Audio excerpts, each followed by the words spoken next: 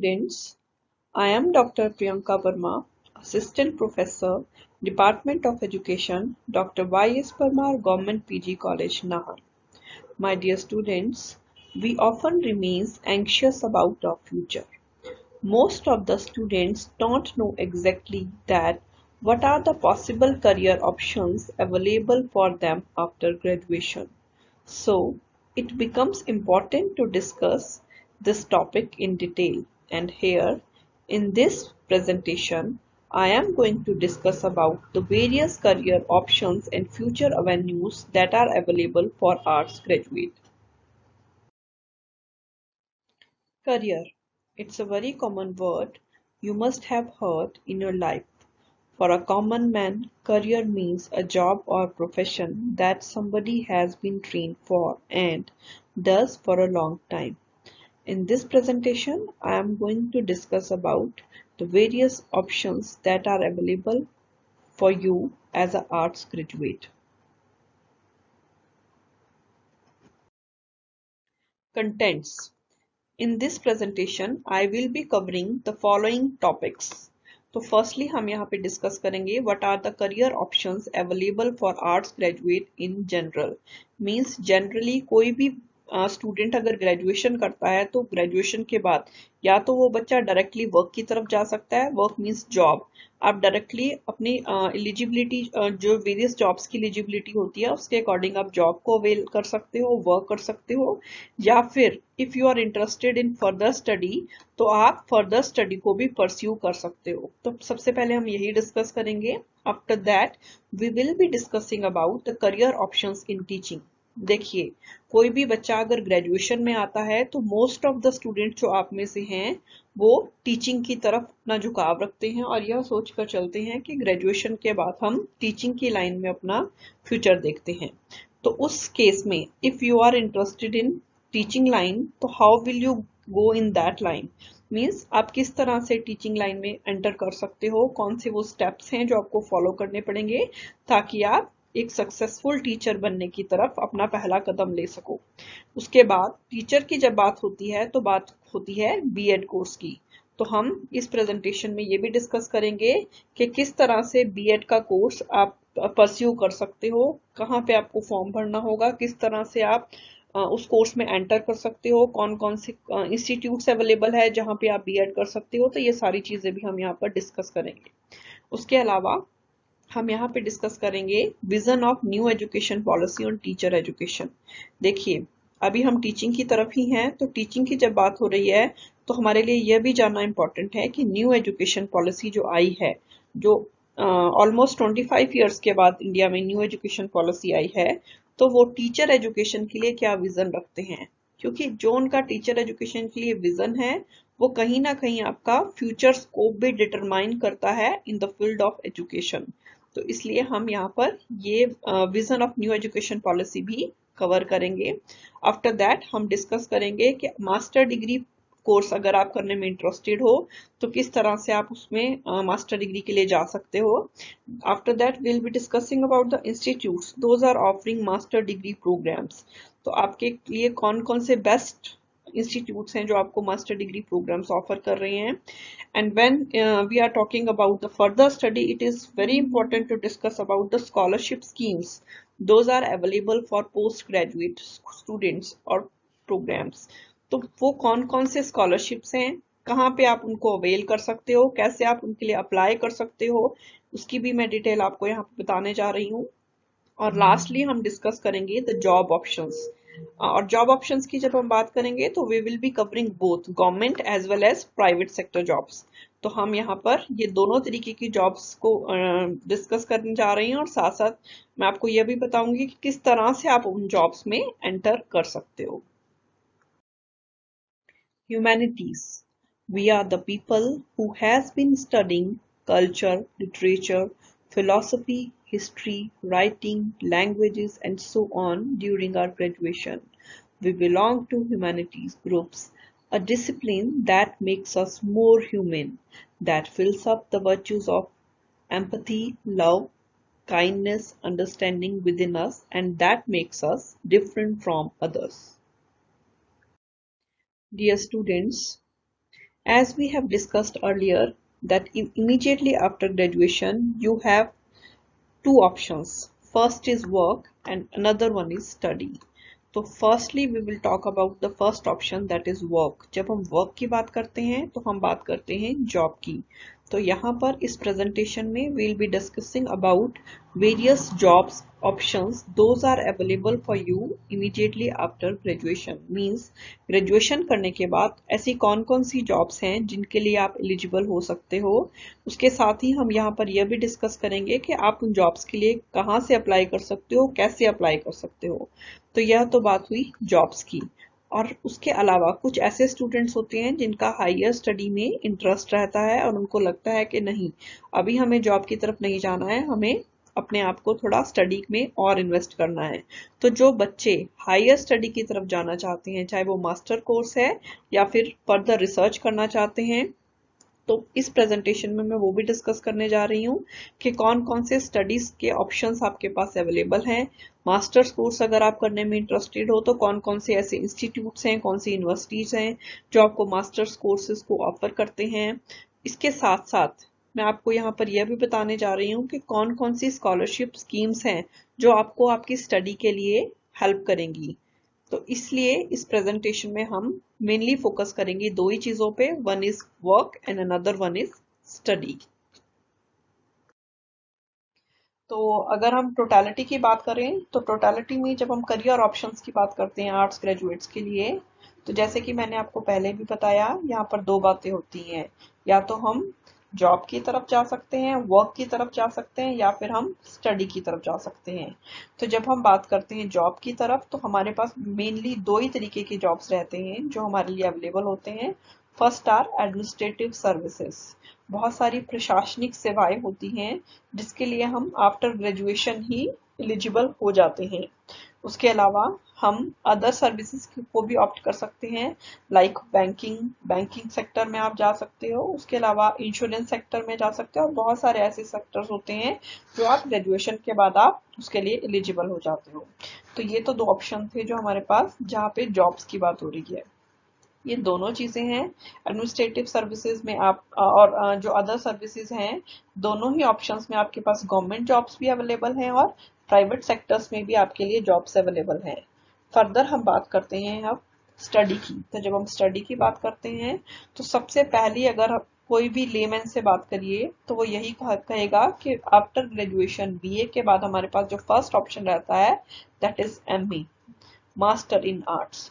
तो जो भी आपने कोर्सेज ऑप्ट किए हैं बैचलर ऑफ एजुकेशन में अपनी बीए में, वहां पे आपके पास मेजर एंड माइनर सब्जेक्ट्स रहते हैं. तो आप उन दोनों सब्जेक्ट्स में से कोई भी सब्जेक्ट चूज कर सकते हो फर्दर मास्टर्स के लिए. उसके अलावा आप लोग लैंग्वेज भी कंपलसरी पढ़ते हो, तो आप उनमें से भी अगर आप चाहो, चाहे वो आपके पास मेजर और माइनर में नहीं भी लैंग्वेज है, बट आपने अगर कंपलसरी कोर्स की तरह पढ़ी है तो भी आप उस सब्जेक्ट में मास्टर डिग्री कोर्स के लिए जा सकते हो. उसके अलावा बहुत सारी यूनिवर्सिटीज जो हैं वो मास्टर डिग्री ग्रेजुएट्स के लिए एमएससी डिग्रीज को भी ऑफर करती हैं. जब हम एमएससी डिग्री की बात करते हैं तो हमारे दिमाग में आता है कि बीएससी के बाद ही एमएससी की जा सकती है, बट ऐसा नहीं है. जैसे कि ज्योग्राफी की बात करें, साइकोलॉजी की बात करें, होम साइंसेस की बात करें, तो इनमें अगर हम मास्टर डिग्री लेते हैं आफ्टर बीए इन आर्ट्स तो वो जो हमारी डिग्री होगी वो एमएससी कंसीडर होगी. उसके अलावा हमारे पास डिप्लोमा कोर्सेज भी अवेलेबल रहते हैं. डिप्लोमा कोर्सेज मींस हमारे पास जैसे हम पीजीडीसीए कर सकते हैं या फिर हम किसी और सेक्टर में पोस्ट ग्रेजुएट डिप्लोमा कर सकते हैं. तो बहुत सारे डिप्लोमास जो हैं वो एचपी यूनिवर्सिटी भी कराता है. उसके साथ साथ ओपन यूनिवर्सिटीज जैसे इग्नू है, वहां से भी आपके पास बहुत सारे डिप्लोमा कोर्सेज जो हैं वो अवेलेबल रहते हैं. उसके अलावा हम क्या कर सकते हैं, एलएलबी और एलएलएम के लिए जा सकते हैं. मींस लॉ के सेक्टर में जा सकते हैं, लॉ के फील्ड में जा सकते हैं, जहाँ पे बैचलर करने के बाद हम लॉ में ही मास्टर्स कर सकते हैं. एक और ऑप्शन है हमारे पास that is MBA, master in business administration. तो आफ्टर ग्रेजुएशन हम लोग एमबीए के लिए भी जा सकते हैं. उसमें आप एचआर ले सकते हो अपनी जो आपकी स्पेशलाइजेशन हो, या फिर फाइनेंस ले सकते हो. वो आप अपने सब्जेक्ट जो आपने चूज किए हैं उनके अकॉर्डिंग और आपका अपना पर्सनल इंक्लाइनेशन किस स्पेशलाइजेशन की तरफ है, आप उसके अकॉर्डिंग भी मास्टर डिग्री एमबीए में कर सकते हो. The next is master in computer application. देखिए कंप्यूटर एप्लीकेशन की जब हम बात करते हैं तो बेसिकली ये माना जाता है कि कंप्यूटर एप्लीकेशन जो है वो आर्ट्स ग्रेजुएट्स के लिए होती, साइंस ग्रेजुएट्स के लिए होती है। बट आर्ट्स वाले बच्चे भी अगर कंप्यूटर को ऑप्ट करते हैं, यूनिवर्सिटी ऑफर करती है तो आप उसको ले सकते हो, और बैचलर करने के बाद आप उसमें ही फर्दर एमसीए के लिए भी जा सकते हो। अब यहाँ पर एक कोर्स मैंने छोड़ दिया, और वो कोर्स जो है that is BEd, and that is the most important course. जब हम ग्रेजुएशन के लिए आते हैं तो ज्यादातर बच्चों के दिमाग में यही होता है कि हम लोग क्या करेंगे, टीचिंग लाइन में जाएंगे। तो ये एक ऐसा प्रोफेशन है जिसको ज्यादा से ज्यादा बच्चे ऑप्ट करने की कोशिश करते हैं, या वो चाहते हैं कि वो फर्दर टीचिंग लाइन में जाए। तो हम आगे डिस्कस करेंगे अगली स्लाइड्स में कि एजुकेशन कोर्स का क्या स्कोप है, किस तरह से उसमें जाया जा सकता है, और कौन कौन सी यूनिवर्सिटीज जो हैं वो हमारे को ये कोर्स ऑफर करती है। Now we will discuss about the career options in teaching. जब हम टीचिंग कोर्स की बात करते हैं तो देखिए टीचिंग दो, जब टीचिंग की बात होती है तो दो बातें होती हैं, either you can go for BA education और बीएड। देखिए जब हम बीए एजुकेशन की बात करते हैं तो आप ग्रेजुएशन टाइम पर ही आप क्या कर सकते हो, एजुकेशन को एज अ कोर्स ऑप्ट कर सकते हो। पहले यह कोर्स हमारे यहाँ यूनिवर्सिटी में, हमारी एचपी यूनिवर्सिटी कॉलेज लेवल पर ऑफर नहीं करती थी। हालांकि और यूनिवर्सिटीज में ये कोर्स अवेलेबल था, लाइक जम्मू यूनिवर्सिटी में था, यूपी में था, but education course graduation level पे हमारी यूनिवर्सिटी में अभी 2 सालों से स्टार्ट हुआ है। तो इफ यू आर डिटरमाइंड, आप फोकस्ड हो कि आपको टीचिंग कोर्स की तरफ ही जाना है आगे, तब आप क्या कर सकते हो, बीए एजुकेशन कोर्स को ऑप्ट कर सकते हो at the time of graduation only. ठीक है। देखिए अभी तो ऐसा बोला जा रहा है कि बीए एजुकेशन करने के बाद आपको बीएड भी करनी होगी, बट प्रपोजल यह है कि जो बच्चे बीए एजुकेशन करते हैं उनको फर्दर बीएड में जाकर 1 साल का एग्जाम्शन मिल सकता है। बट हालांकि अभी ऐसा नहीं है, पर इन दिस केस ऑल्सो अगर आपको पता है कि आपने फर्दर आगे जाकर टीचिंग ही लाइन में जाना है, तो क्यों ना आप अपना बेस लेवल से ही एजुकेशन फील्ड को पढ़ना शुरू कर दें। तो बी एजुकेशन जो है वो मेनली कोर्स है that is for future educators, वो लोग जो फ्यूचर में एजुकेटर बनना चाहते हैं, एजुकेशन फील्ड में जाना चाहते हैं, as well as for education administrators. बहुत सारे ऐसे लोग हैं जो एजुकेशन के सेक्टर में एडमिनिस्ट्रेशन में जाना चाहते हैं, तो उनके लिए भी यह कोर्स मोस्ट अप्रोप्रिएट रहता है। उसके अलावा जो बीए एजुकेशन है, जब हम एजुकेशन की बात करते हैं तो ये जो कोर्स है वो इसकी बेसिक जो नेचर है दैट इज इंटरडिसिप्लिनरी नेचर। यहाँ पे जब हम एजुकेशन की बात कर रहे हैं, शिक्षा की बात कर रहे हैं, तो हमें साइकोलॉजी भी पढ़ाया जाता है, फिलोसफी भी पढ़ाया जाता है, सोशियोलॉजी भी पढ़ाया जाता है, टेक्नोलॉजी भी पढ़ाया जाता है, मैनेजमेंट भी पढ़ाया जाता है, पेडागोजी भी पढ़ाया जाता है। तो बहुत सारे ऐसे डिसिप्लिन्स हैं जो हमने ग्रेजुएशन लेवल पे चाहे एज अ मेन कोर्स नहीं भी पढ़े हैं, बट अगर आप बीए एजुकेशन लेते हो और वहां पे आप साइकोलॉजी, फिलोसफी, सोशियोलॉजी ऐसे सब्जेक्ट्स पढ़ते हो, तो फर्दर आप इन सब्जेक्ट्स में मास्टर डिग्री के लिए परस्यू कर सकते हो। तो ये तो बात हुई बीए एजुकेशन की, जब हम ग्रेजुएशन लेवल पे एजुकेशन को एज अ सब्जेक्ट लेते हैं। बट उन स्टूडेंट्स का क्या जिन्होंने ग्रेजुएशन लेवल पे बीए एजुकेशन नहीं लिया और फिर भी टीचर बनना चाहते हैं, तो उनके Here in this slide we will discuss about the B.Ed course। देखिए जब B.Ed की बात होती है तो हमारे सामने माइंड में एक फुल फॉर्म इसकी आ जाती है that is bachelor of education. जो bachelor of education means the course that takes us to the education field, और एजुकेशन मतलब जो हमारे को टीचिंग के फील्ड की तरफ ले जाता है। तो B.Ed जो है हिमाचल में अभी 2 इयर्स की है, और इसके लिए आपको एंट्रेंस टेस्ट देना होता है। एचपी यूनिवर्सिटी क्या करती है, एक प्रॉपर शेड्यूल निकलता है यूनिवर्सिटी का, आपको टाइम पे फॉर्म्स को भरना होता है, उसके बाद एंट्रेंस टेस्ट होता है और उसके बेसिस पे आप स्क्रूटनाइज होते हो। हिमाचल में 2 तरीके के कॉलेजेस हैं बीएड करने के लिए, one are government institution and another are private institution. जब हम गवर्नमेंट इंस्टीट्यूशन की बात करते हैं तो हमारे पास 2 ऑप्शन अवेलेबल रहते हैं, one is H university Shimla and another one is जो धर्मशाला में गवर्नमेंट डिग्री कॉलेज है, वो भी बीएड कोर्स को परस्यू करवाता है स्टूडेंट से। बट अगर हम बात करें इन दोनों कोर्सेज, इन दोनों कॉलेजेस की, तो इसके अलावा जितने भी कॉलेजेस हिमाचल में अवेलेबल हैं वो प्राइवेट कॉलेजेस के अंडर आते हैं। तो अगर हम देखें गवर्नमेंट सीट्स की, तो गवर्नमेंट सीट्स जो है वो हमारे पास बहुत लिमिटेड रहती हैं। तो इसके लिए आप या तो परसेंटेज बेसिस पे या फिर एंट्रेंस बेसिस पे आपकी स्क्रूटनाइजेशन होती है, और जो बच्चे उसमें रह जाते हैं वो क्या करते हैं, प्राइवेट कॉलेजेस में इजीली आपको एडमिशन मिल जाती है। अब हम बात करते हैं आफ्टर बीएड कोर्स। आपने 2 इयर्स का कोर्स कर लिया, आप टीचिंग के लिए एलिजिबल हो गए, बट क्या उसके बाद आप डायरेक्ट टीजीटी आर्ट्स के लिए अपियर हो सकते हो? नो। आपको क्या करना होगा, टीजीटी आर्ट्स और आपकी टीचिंग के बीच में एक चीज रहती है, that is this course. Actually this is a test. ये क्वालिफाइंग टेस्ट रहता है जिसको हम टैट के नाम से जानते हैं। इसकी फुल फॉर्म है टीचर एलिजिबिलिटी टेस्ट और C test, that is centre teacher eligibility test. जब हम टैट को क्वालिफाई करते हैं तो हम लोग स्टेट, हमारा जो स्टेट गवर्नमेंट है, हिमाचल गवर्नमेंट है, उसके इंस्टीट्यूशंस जो हैं, जो यहाँ के स्कूल्स हैं, चाहे वो गवर्नमेंट इंस्टीट्यूशंस हैं चाहे वो प्राइवेट इंस्टीट्यूशंस हैं, हम उसके लिए एलिजिबल हो जाते हैं टीचिंग के लिए। मीन्स सबसे पहले हमें बीएड करनी है, उसके बाद हमारे को टैट क्वालिफाई करना है। टैट की जो वैलिडिटी थी पहले वो 7 इयर्स के लिए थी, मतलब 7 साल तक आपका जो वो सर्टिफिकेट है वो इशूड, जो आपके लिए इशू हुआ है वो वैलिड रहता था। बट अब इसकी जो वैलिडिटी हो गई है वो लाइफ टाइम हो गई है। तो एक बार टैट का अगर आप टेस्ट निकाल लेते हो तो आपको दोबारा टेस्ट निकालने की जरूरत नहीं है। टैट के बाद आप लोग कमीशन के लिए अपियर हो सकते हो, और अगर आपका इंटरेस्ट सेंट्रल स्कूल और केंद्रीय विद्यालय की तरफ है तो उस केस में आपको सी टेट क्लियर करना होता है, जिसको हम सेंटर टीचर एलिजिबिलिटी टेस्ट के नाम से जानते हैं।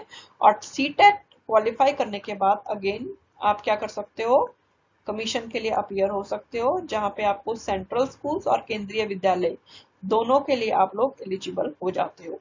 तो ये तो बात हुई बीएड की, जिसमें आप स्कूल लेवल की टीचिंग पे फोकस कर रहे हो। हम किसकी बात कर रहे हैं, स्कूल की। पर टीचिंग जो है that is not only limited to school level, further higher education level and university level पर भी आप टीचिंग के लिए, आपके लिए स्कोप है। उस केस में आपको क्या करना होगा, after BEd you have to go for master degree programme. देखिए मैंने पिछली स्लाइड में आपको बताया था कि अगर आप बीए एजुकेशन करते हो, उस केस में आपको अगर टीचिंग में फर्दर मास्टर डिग्री के लिए जाना है तो वहां पर आपके लिए जो ऑप्शन अवेलेबल है दैट इज एमए एजुकेशन। आप एजुकेशन में मास्टर्स कर सकते हो।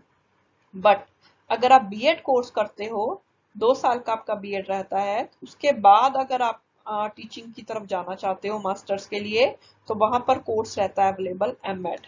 नाउ क्वेश्चन कम्स कि what is the difference between MA education and MEd? So the difference is same what was there in BA education and BEd. जैसे कि मैंने आपको बताया, बीए एजुकेशन जो है वो एकेडमिक कोर्स है, एकेडमिक डिसिप्लिन है, और जब हम बीएड की बात करते हैं तो वो एक प्रोफेशनल कोर्स कंसीडर होता है। उसी तरह से जब हम एमए एजुकेशन करते हैं तो हम, ये जो कोर्स है वो एकेडमिक कोर्स कंसीडर होता है, बट जब हम एमएड करते हैं तो हमारा जो हम ये कह सकते हैं कि हमारी जो स्पेशलाइजेशन है that is more, you can say more professional. आप प्रोफेशन ओरिएंटेड हो जाते हो, आपको श्योर होता है कि आप इस प्रोफेशनल कोर्स को कर कर डेफिनेटली टीचिंग की तरफ मूव करने जा रहे हो। तो एमए एजुकेशन या फिर एमएड करने के बाद अब आपको कॉलेज कैडर या कमीशन के लिए जाना है या फिर यूनिवर्सिटी लेवल की फैकल्टी के लिए जाना है, तो यहाँ भी इन दोनों के बीच में एक चीज आपके लिए होती है दैट इज नेट, जिसको कि हम नेशनल एलिजिबिलिटी टेस्ट के नाम से जानते हैं। देखिए नेट का जो टेस्ट है, उसके अलावा स्टेट लेवल पे नेट के साथ साथ सेट भी निकलता है, जो स्टेट एलिजिबिलिटी टेस्ट है। तो जो सेट है वो हमारे को स्टेट के जो कॉलेजेस हैं उनके लिए एलिजिबल बनाता है। यहाँ पर जब कमीशन निकलता है तो सेट के बेसिस पे हम लोग क्या कर सकते हैं, स्टेट के जितने भी कॉलेजेस हैं उनकी तरफ जा सकते हैं। बट अगर हमारे को नेशनल लेवल के कॉलेजेस की तरफ जाना है तो उसके लिए हमारे को नेट का जो टेस्ट है वो क्लियर करना होता है। और जो लोग नेट के टेस्ट में टॉप 10% स्टूडेंट्स रहते हैं उनको जेआरएफ क्वालिफाइड हो जाता है। JRF means junior research fellowship. इसमें आपको फर्दर स्टडी के लिए, पीएचडी के लिए, आपको रिसर्च करने के लिए फेलोशिप प्रोवाइड होती है थ्रू गवर्नमेंट ऑफ इंडिया।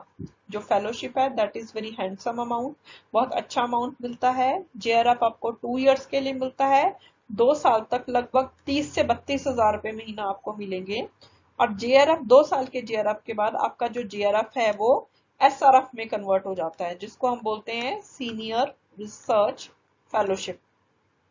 उसमें आपको फर्दर 3 और सालों तक फेलोशिप मिलती है। और इस टाइम जो एसआरएफ मिलता है उसका अमाउंट जो है वो अप्रोक्सीमेटली 45,000 के लगभग है। तो अगर आप ये टेस्ट क्वालिफाई कर लेते हो तो गवर्नमेंट ऑफ इंडिया की तरफ से 5 साल के लिए आपको रिसर्च करने के लिए फेलोशिप अमाउंट मिलता है। और ये साल में 2 बार निकलता है। आपको नेट का टेस्ट भरना होता है और उसके उसके बाद आपका टेस्ट होता है बकायदा। आप सेंटर अलग अलग भर सकते हो, एचपी यूनिवर्सिटी शिमला का भी भर सकते हो, पीयू चंडीगढ़ का भी भर सकते हो। वहां से आपको टेस्ट क्वालिफाई करने के बाद अगर आप क्वालिफाइड हो जाते हो then you can directly go for PhD course. और नेट एंड जेआरएफ क्वालिफाई करने के बाद अब आपके पास 2 ऑप्शन होते हैं, either you can go for college cadre और कमीशन, और you can go for the university faculty. आप यूनिवर्सिटी फैकल्टी बनने के लिए जैसे सेंट्रल यूनिवर्सिटी है, स्टेट यूनिवर्सिटी है, उनके लिए भी आप एलिजिबल बन जाते हो। और अगर आप चाह रहे हो कि आपको एसआरएफ अमाउंट को अवेल करना है, अगर तो आप जॉब कर ले लेते हो तब तो आपको ये फेलोशिप नहीं मिलती। बट अगर आप जॉब नहीं लेते और फर्दर रिसर्च की तरफ जाना चाहते हो तो उस केस में आपको क्या मिलता है, फेलोशिप अमाउंट मिलता है 5 साल तक मेल्स को, और गर्ल्स को ये 1 से 2 साल तक और एक्सटेंड होता है। तो ये आपका स्कोप है एजुकेशन सेक्टर में। Now in this slide we will be discussing about the vision of new education policy on teacher education. Before discussing about the vision of new education policy on teacher education, it is very important to understand why we should know that this means हमें क्यों जानना चाहिए कि new education policy का teacher education पे क्या vision है। तो मैं यहाँ ये चीज इसलिए डिस्कस कर रही हूँ ताकि आपको फ्यूचर स्कोप का पता चले कि अगर आप टीचर एजुकेशन फील्ड की तरफ जाते हो तो आपके लिए फर्दर आने वाले टाइम में, फ्यूचर में, भविष्य में आपके लिए टीचिंग में कौन कौन सी जॉब्स अवेलेबल हैं और क्या आपके लिए स्कोप है। तो जो न्यू एजुकेशन पॉलिसी बोलती है वो यह कहती है कि या तो 4 साल का इंटीग्रेटेड बीएड कोर्स स्टार्ट कर दिया जाए। वो कहते हैं कि गवर्नमेंट, चाहे वो गवर्नमेंट इंस्टीट्यूशंस हैं या फिर प्राइवेट इंस्टीट्यूशंस हैं, इन्होंने अपनी कुछ गाइडलाइंस इशू की हैं गवर्नमेंट ऑफ इंडिया ने, और उन्होंने कहा है न्यू एजुकेशन पॉलिसी के अंडर जो आती हैं, और उन्होंने कहा है कि जो भी इंस्टीट्यूट्स वो चीजें जो उनकी मिनिमम रिक्वायरमेंट्स हैं उनको फुलफिल करते हैं तो ऐसे इंस्टीट्यूट जो हैं वो इस कोर्स को स्टार्ट कर सकते हैं।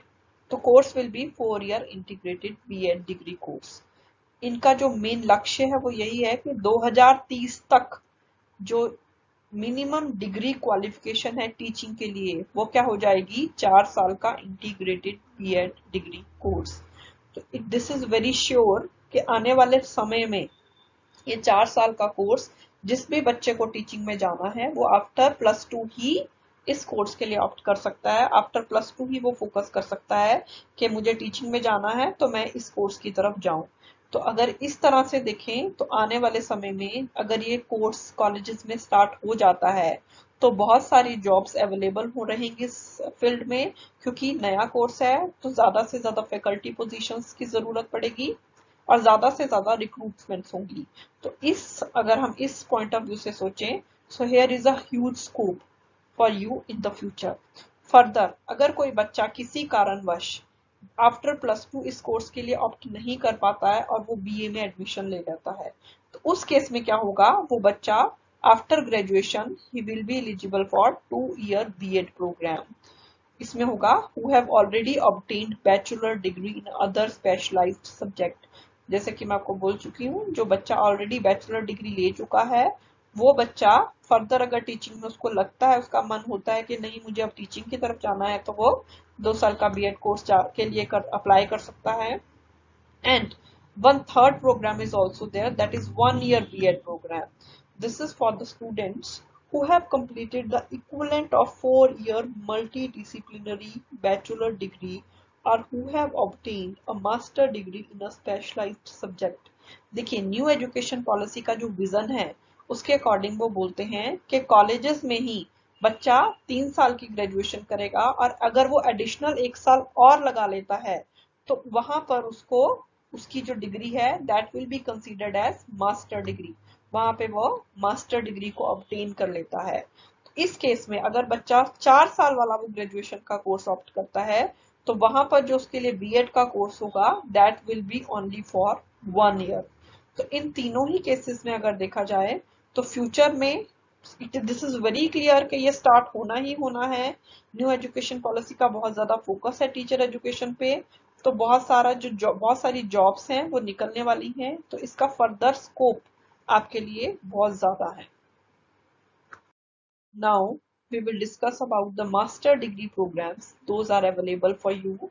तो देखिए, जैसे कि मैंने आपको पहले भी कहा कि जब हम मास्टर डिग्री प्रोग्राम्स की बात करते हैं तो आपके पास ग्रेजुएशन टाइम में जो माइनर का सब्जेक्ट है या फिर मेजर का सब्जेक्ट है, आप उनमें से कोई एक सब्जेक्ट को ऑप्ट कर सकते हो मास्टर डिग्री के लिए।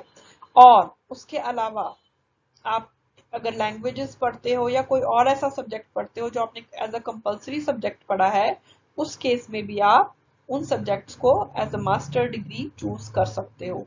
तो आपके पास बहुत सारे ऑप्शंस अवेलेबल हैं, MA English, MA Hindi, MSc geography, then JMC, MA music, economics, political science, history, mathematics, geology, MA education. Then you can also go for public administration, physical education and sociology.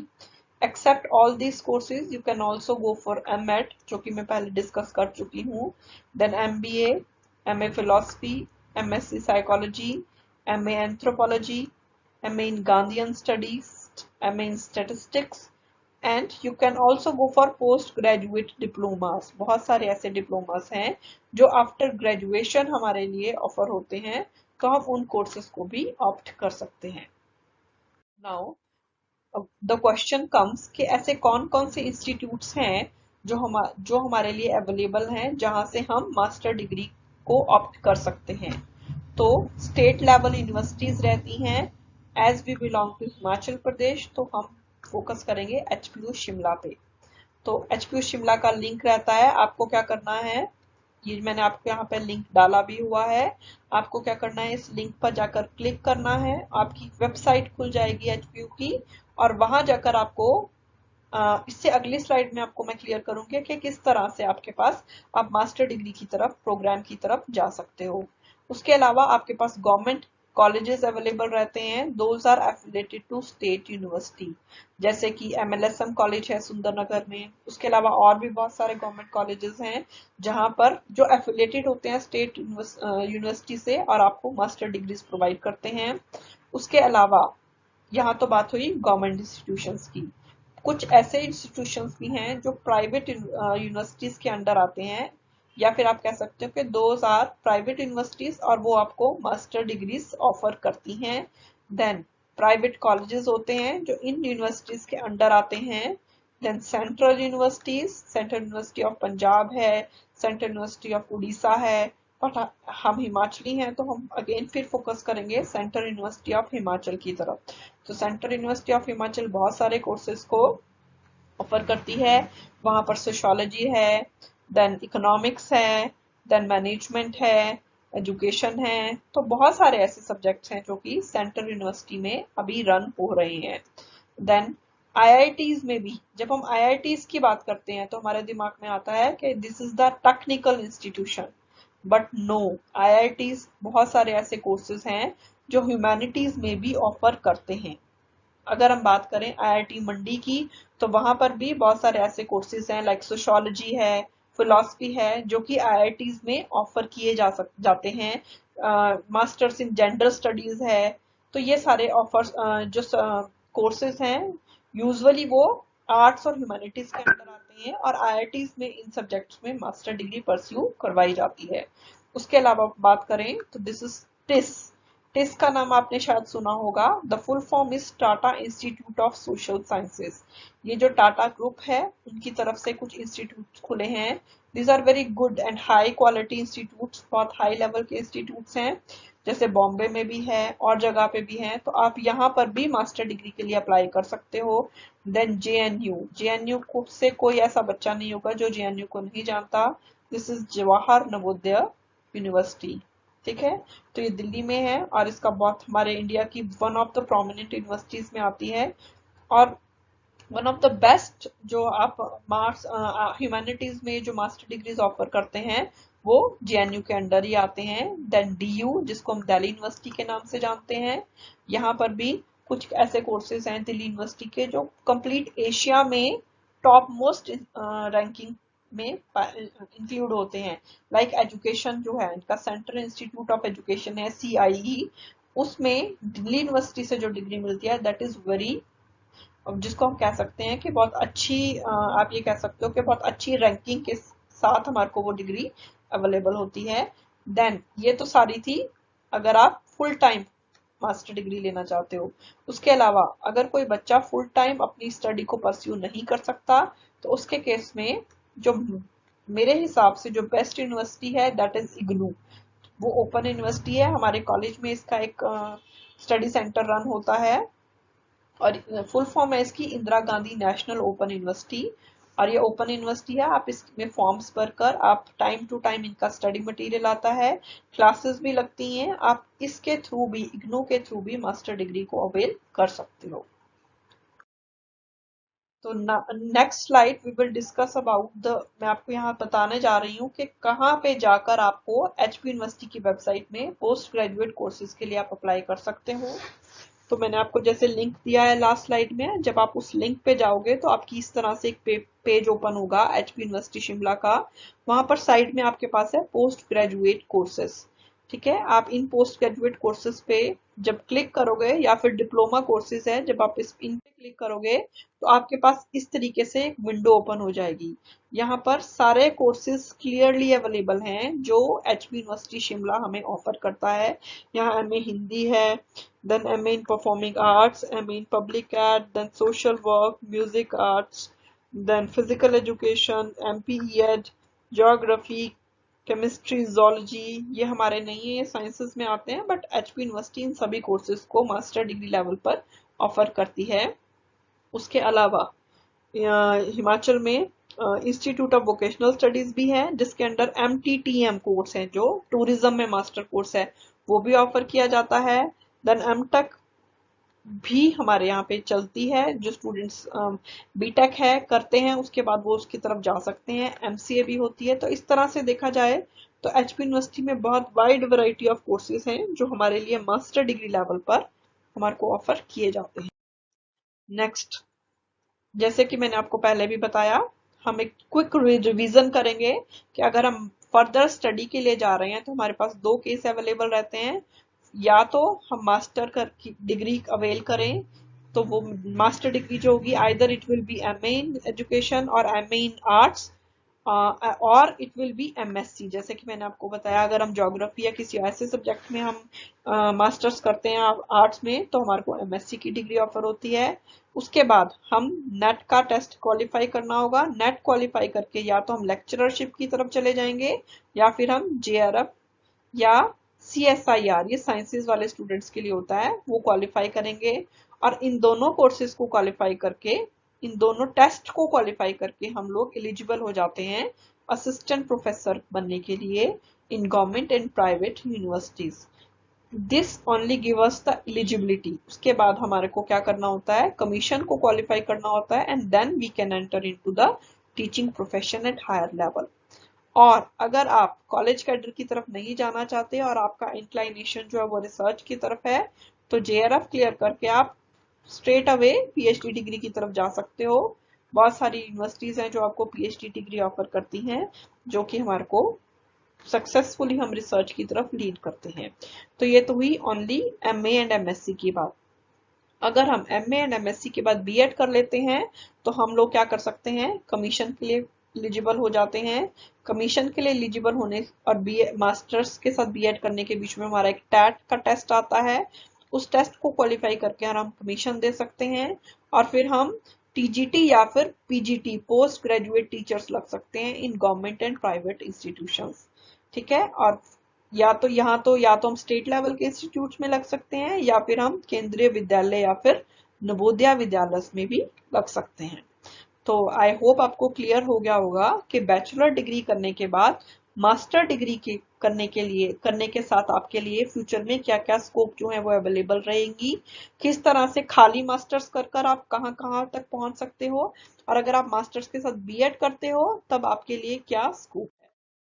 अब हम बात करेंगे scholarship schemes जो available हैं master degrees करने के लिए, क्योंकि गवर्नमेंट ऑफ इंडिया की तरफ से हमारे लिए बहुत सारी ऐसी स्कीम्स हैं, फंडिंग्स हैं जो अवेलेबल हैं, और अगर हम उन फंडिंग्स के लिए अप्लाई करते हैं तो हमारे लिए डिग्री अवेल करना बहुत इजी हो जाता है।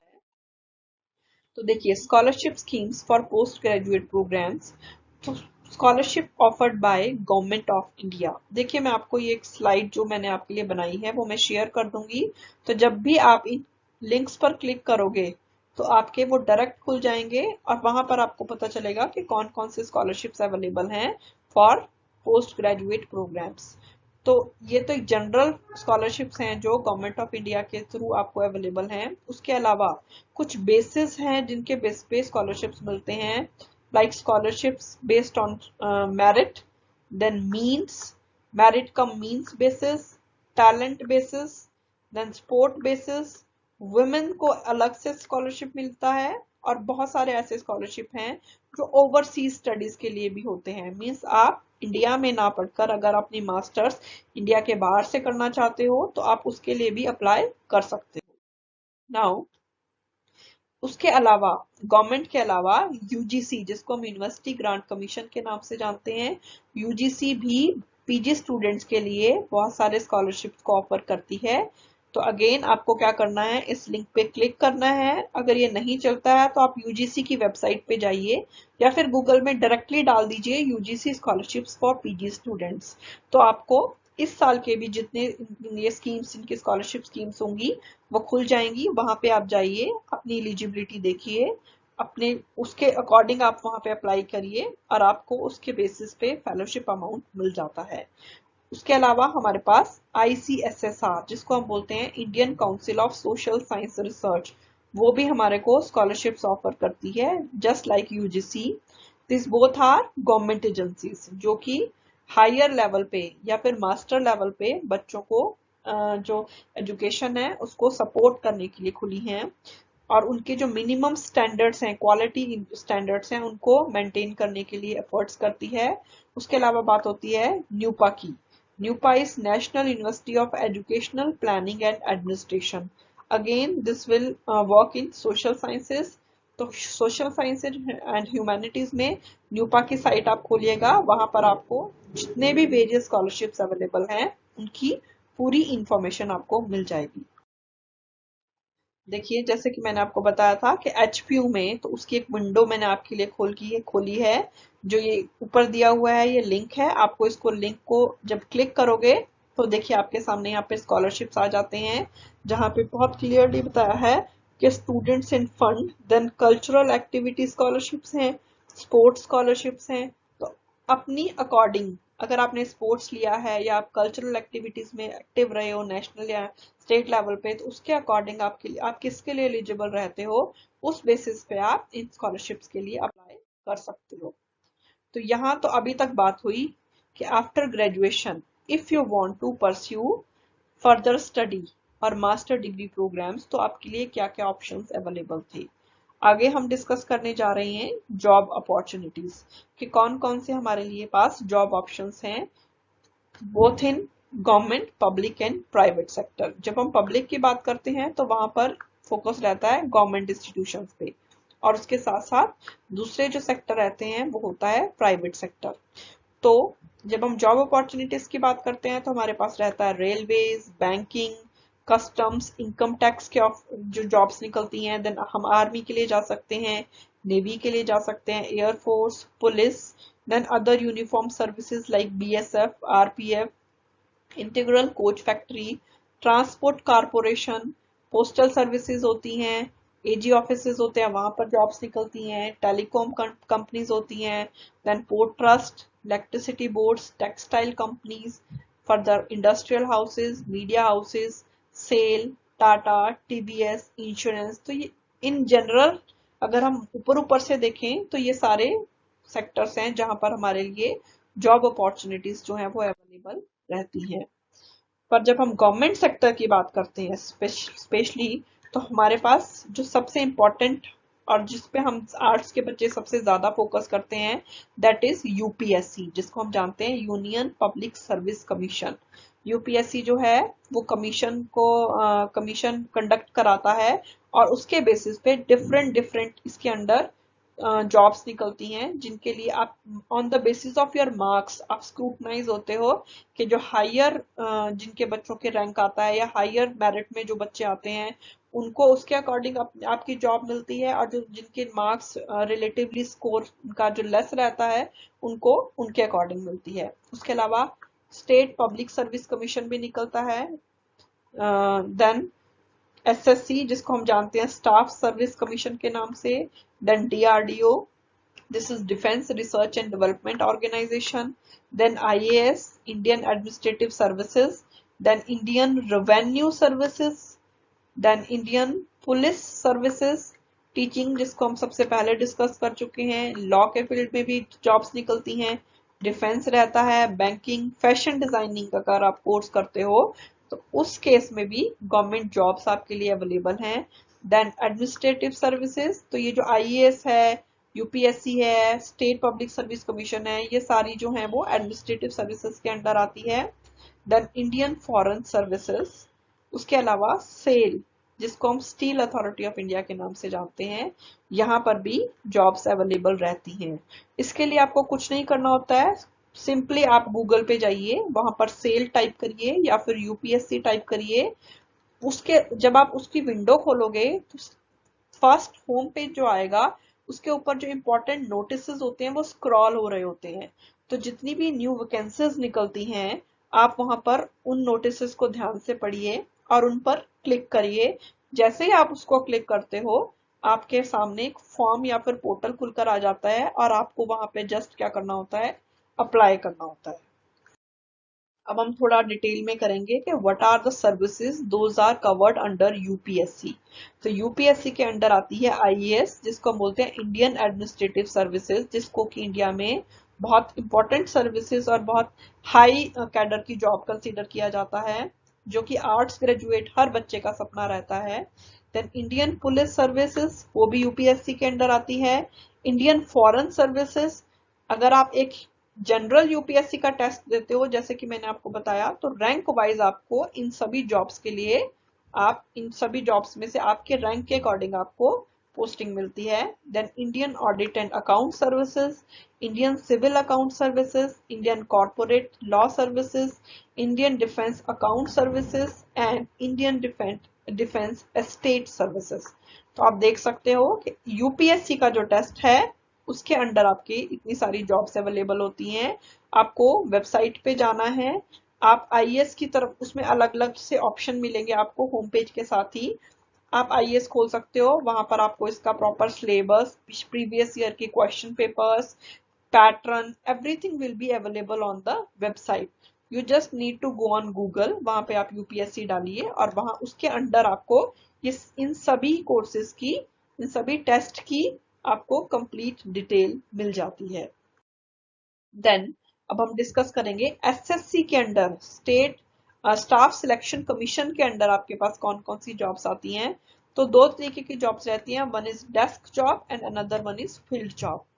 ऐसी डेस्क जॉब मीन्स ऐसी जॉब्स जो कि हमारे को टेबल कुर्सी डेस्क की बात करते हैं, जो हमारे को बैठकर होती हैं, और फील्ड जॉब्स वो रहती हैं जिनमें हमारे को फील्ड में जाना पड़ता है। तो जब हम डेस्क जॉब की बात करते हैं तो यहाँ पर होते हैं assistants and then auditors, accountants and clerks. आपको क्या करना है, अगेन एसएससी को अप्लाई करना है, इसका एक कॉमन टेस्ट रहता है। उस टेस्ट में रैंकिंग के बेसिस पे आपको ये जॉब्स जो है वो असाइन की जाती हैं। उसके अंदर आपके पास CSS, foreign ministry and other services होती हैं। Then you have auditors, accountants and clerks. And when we'll talk about the field job, we have two options. One is text and another one is non-text jobs. So for in text jobs, we have three options here. One is direct text, जिसमें कि income tax जो inspectors रहते हैं वो appoint होते हैं। Then indirect जो tax services jobs रहती हैं, इसमें हमारे पास एक्साइज इंस्पेक्टर रहते हैं, prevention officers and examiners, and third one is enforcement, जिसको कि हम एईओ के नाम से भी जानते हैं। देन नॉन टैक्स जॉब्स जो हैं उसमें हमारे पास आती हैं police and postal inspectors. Police में further CBI and narcotics department आते हैं, जिसमें sub inspector, inspector and sub inspector, वो भी एसएससी के अंडर आता है। और यहाँ पर बात होती है पोस्टल इंस्पेक्टर की। तो आप देख सकते हो कि इन दोनों में अगर आप जाते हो तो आपके पास वेरियस जॉब्स हैं, अवेलेबल हैं, आपके पास बहुत ज्यादा स्कोप है। आपको जस्ट क्या करना है, इनका सिलेबस डाउनलोड करना है, इनका पैटर्न डाउनलोड करना है, और अपनी ग्रेजुएशन के साथ साथ भी आप इसकी तैयारी कर सकते हो। Now job options after graduation in private sector. अभी तक हमने डिस्कस किया गवर्नमेंट सेक्टर के लिए, अब हम बात करते हैं प्राइवेट सेक्टर में। तो जैसे मैं पहले भी बता चुकी हूँ, आपके पास बहुत सारे जॉब्स अवेलेबल रहते हैं, लाइक फैशन डिजाइनिंग है, कारपोरेट लॉयर्स है, ग्राफिक डिजाइनर्स हैं, मैनेजमेंट रोल्स हैं, जैसे आप स्कूल में भी मैनेजमेंट रोल ले सकते हो, प्राइवेट स्कूल्स में आप जा सकते हो। उसके अलावा कंपनीज रहती हैं, वहां पर मैनेजमेंट एचआर के फील्ड में जॉब्स अवेलेबल रहती हैं। देन इंश्योरेंस मैनेजर, बहुत सारे अभी आजकल क्या है, बहुत सारे प्राइवेट इंश्योरेंस स्टार्ट हो गए हैं, वहां पर भी आप जॉब ले सकते हो। देन डिजिटल मार्केटिंग, जर्नलिस्ट बन सकते हो, जीएमसी जो आपका सब्जेक्ट है कॉलेज में उसको ऑप्ट कर कर आप जर्नलिस्ट की जॉब के लिए आप अप्रोच कर सकते हो, अप्लाई कर सकते हो। Then product manager, social work, आप अपनी एनजीओ खोल सकते हो या फिर किसी एनजीओ के साथ जुड़कर फर्दर काम कर सकते हो। Then you can go for economics and finance. You can also opt for content writer. आजकल कंटेंट राइटर का जो जॉब है दैट इज वेरी प्रोमिनेंट, बहुत सारे लोग जो है बढ़ चढ़कर काम कर रहे हैं।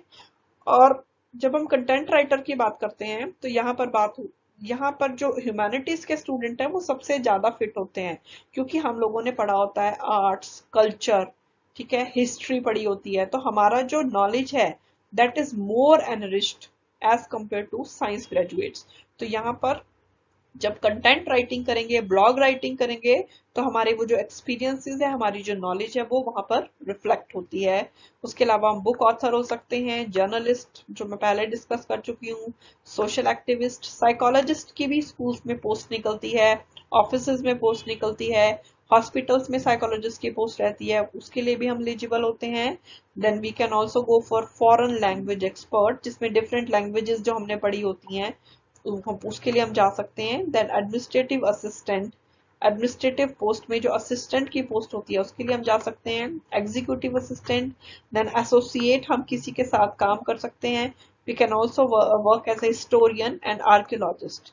तो इस तरह से देखा जाए तो आपको क्या करना है, जस्ट आपको अपनी ग्रेजुएशन जब आप कर रहे हो, फर्स्ट ईयर में आप आ गए हो ग्रेजुएशन करने, ह्यूमैनिटीज ले लिया है, हालांकि स्टूडेंट्स को पता नहीं होता है कि उन्होंने ह्यूमैनिटीज क्यों लिया है, वो जस्ट रैंडमली, आपको कहीं और एडमिशन नहीं मिल रही थी तो आप ग्रेजुएशन करने आ गए, ग्रेजुएशन करने आगे के साथ साथ अब आपको सब्जेक्ट भी अपनी चॉइस के नहीं मिल रहे थे, आपकी परसेंटेज कम थी, तो आपको क्या हुआ, जो कोर्सेज अवेलेबल थे आपको मिल गए। बट डोंट लूज हर्ट, दिल छोटा नहीं करना है, ठीक है। आपको जो सब्जेक्ट अब मिल गए हैं, आप जहां पे हो, आपको ये देखना है कि उसमें से आपको बेस्ट पॉसिबल आपके लिए क्या है, क्या आपका बेस्ट पॉसिबल वे आउट है, उसके अकॉर्डिंग आपको देखना है कि आपके लिए इन सभी जॉब्स में से suitable job, most suitable job कौन सी है। फिर उस जॉब के लिए हमें कैसे अप्लाई करना है। आजकल इंटरनेट का जमाना है, बहुत इजी है, just go on Google, Google करिए, आपके पास वेरियस ऑप्शन अवेलेबल रहेंगे, तो आप उन ऑप्शंस के लिए जा सकते हो, और इस तरह से आप अपना फ्यूचर गोल जो है वो डिसाइड कर सकते हो। और अगर आपको गवर्नमेंट सेक्टर में जाना है तो right from the first year आपको पैटर्न को, जो एग्जाम पैटर्न है उसको डाउनलोड करना होगा, सिलेबस डाउनलोड करना होगा, बुक्स लेनी होगी, और आपको क्या करना होगा, साथ साथ ही अपनी तैयारी स्टार्ट करनी पड़ेगी, क्योंकि it's not so easy job. तो आपको उस जॉब तक पहुंचने के लिए आपको टेस्ट क्वालिफाई करना होगा और उसके लिए आपको खूब मेहनत करनी होगी। तो अब मैं आपको जस्ट सम अप करने जा रही हूँ कि we are arts graduate, we are working in arts field, before opting for any job, किसी भी फील्ड में अगर हम जॉब की तरफ जा रहे हैं तो उससे पहले this is very important to understand who we are. हम एक्चुअली हैं क्या, हमारे क्या एसेट्स हैं, हमारे क्या इंटरेस्ट हैं, हमारी क्या पोटेंशियल है हमारे अंदर, क्या हमारी कैपेबिलिटी है। क्योंकि जो हमारी कैपेबिलिटीज हैं, अगर हम उन पर वर्क करेंगे तो हम अपनी लाइफ में बेटर प्लेस होंगे, दिल मारकर काम नहीं करेंगे। उसके अलावा हमें यह भी जानना है कि where we are in place and time. अब हमारे पोटेंशियल हमें पता है, पर जरूरी नहीं है कि हम जहां सोच रहे थे वहां पहुंच गए। तो हमें यह भी देखना है कि हमारी क्या लिमिटेशंस हैं, हम कहाँ हैं in this particular place and time. Then how we express ourselves. बहुत सारे ऐसे स्टूडेंट्स होते हैं जिनको नॉलेज होती है but they aren't able to express. So this is very important in today's field that how we are expressing our views our thoughts to others. वो expression हमारा कैसा है वो भी हमें जानना जरूरी है। हाउ द वर्ल्ड वर्क्स, हमें यह भी जानना है कि जो संसार है हमारे चारों तरफ किस तरह से काम करता है। क्या क्या स्किल्स जो हैं, यहाँ पर बात होती है स्किल्स की।